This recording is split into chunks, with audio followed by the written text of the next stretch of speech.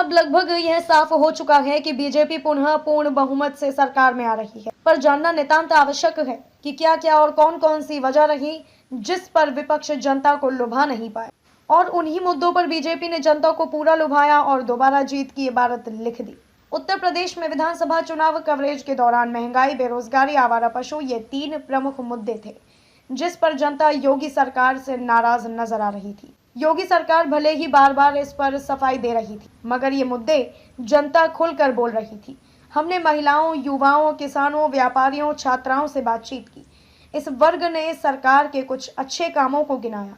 BJP के साथ एक प्लस पॉइंट था कि जनता के बीच योगी आदित्यनाथ की छवि को लेकर रोष नहीं था। लोग मुद्दों पर नाराज थे, मगर योगी आदित्यनाथ की छवि पर कोई खास गुस्सा नहीं था। यहाँ पर हम आपको बताते चले कि आखिरकार इस चुनाव में बीजेपी की चमत्कारी जीत के पीछे किन मुद्दों का हाथ रहा। इन चुनावों में आतंकवाद का भी मुद्दा गरमाया।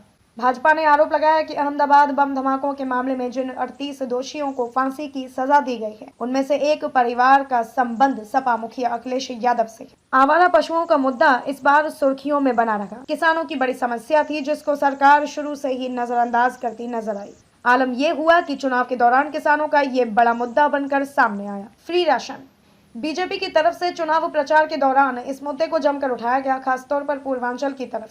ये मुद्दा बीजेपी को इस चुनाव में बड़ा फायदा करा सकता है। बुलडोजर। मुख्यमंत्री योगी आदित्यनाथ द्वारा चुनाव शुरू होते ही विकास के रास्ते में आने वालों पर बुलडोजर चलवाने संबंधी बयान को विपक्षी दल उन पर काफी हमलावर रहे। परिवारवाद। चुनाव के दौरान परिवारवाद का मुद्दा भी खूब गरमाया। सपा मुखिया अखिलेश यादव ने भाजपा पर हमला करते हुए आरोप लगाया कि भाजपा के कई बड़े नेताओं के परिजनों को उम्मीदवार बनाया गया। महिला सुरक्षा। बीजेपी के प्रति महिलाओं की संवेदनाएं बढ़ी है। इस बात को हमने गांव-गांव में लोगों से पूछकर पता किया। महिलाओं ने कहा कि इस सरकार में महिलाओं को डर नहीं लगा। ग्रामीण इलाकों से ताल्लुक रखने वाली महिलाओं ने कहा कि गांव के दबंग लोग अब हमको सताने से डरते हैं। इस सरकार ने गुंडों पर लगाम लगाई है। ग्रामीण महिलाओं ने यहां तक कहा कि 2017 से पहले एक खास जाति के लोग हमको डराते थे, धमकाते थे और हमारी जमीनों पर कब्जा तक कर लेते।